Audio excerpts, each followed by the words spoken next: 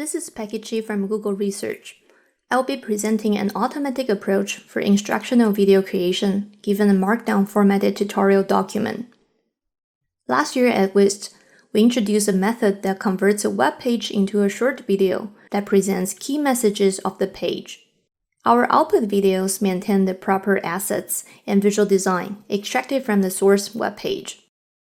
Moving forward, we've been actively exploring to include more information from a document for video creation, especially to consider a voiceover and enable viewers to follow and interact with a video through more control, such as voice interaction.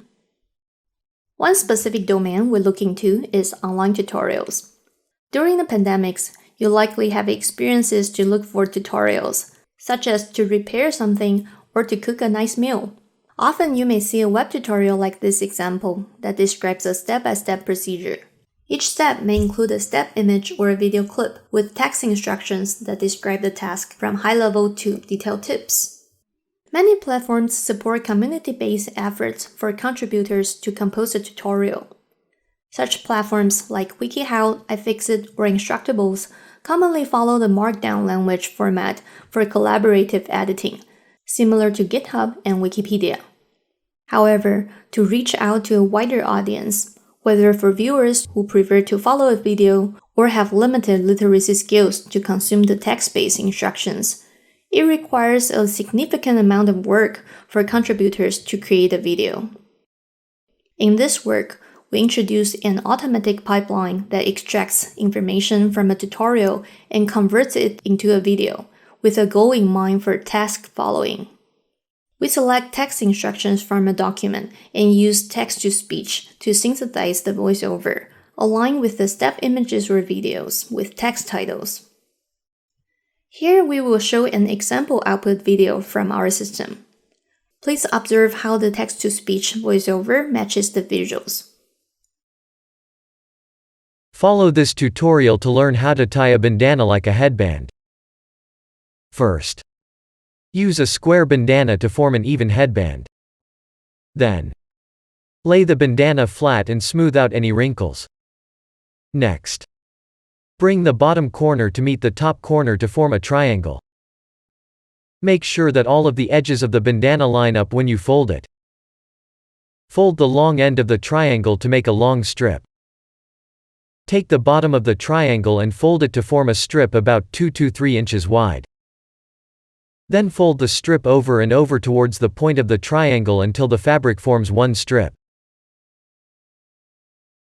Then, spray the folded bandana with hairspray. In the output video, you might notice that we added some connection words, such as first and next, with pauses in between.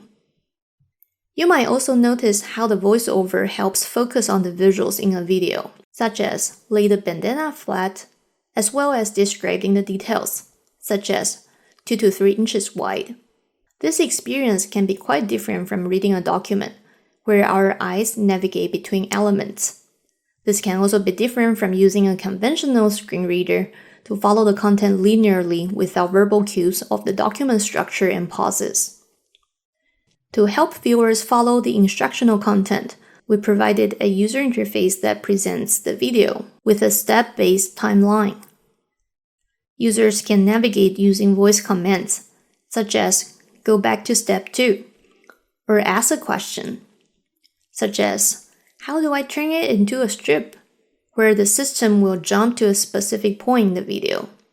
Users can also review the text instructions in this mixed media interface. Now, I'll briefly go through our automation pipeline, which includes 3 phases, from analyzing a document, enhancing the content, to creating a video. Given a Markdown formatted document, our pipeline extracts the components, including text, multimedia files, and styles, based on the Markdown annotation in 2 steps. We enhance the text content by adding connection words. We then synthesize the voiceover by converting each sentence to text-to-speech audio files. Each has a duration in seconds. Next, we select content into a video. A text-based document typically contains a lot of text instructions and can be very detailed. To make a video engaging, Our study shows that it is not suitable to present all instructions at once. Therefore, we select the materials based on the time constraints. We always present the step titles, and based on the length of the step images or videos, we include supporting text to avoid excessive looping or static visuals. Then we allocate the materials into a video timeline by aligning the voiceover, text overlays, and images or videos with visual effects and pauses in between. Our output video covers full or partial content of each step. In the UI, viewers can also choose to review the full step, where the voiceover will go over the full text instructions.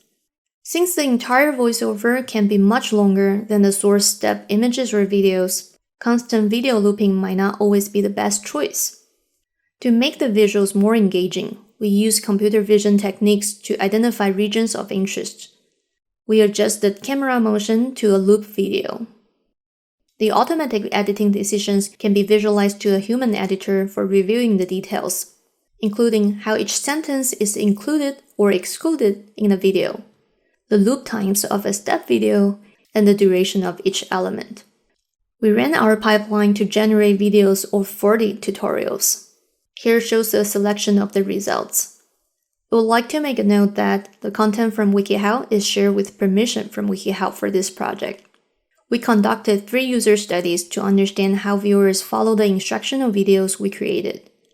The takeaways include: our videos provide good pacing, support text following through the presentation and the voiceover. Please find more details in our paper. With that, I'll be happy to answer questions.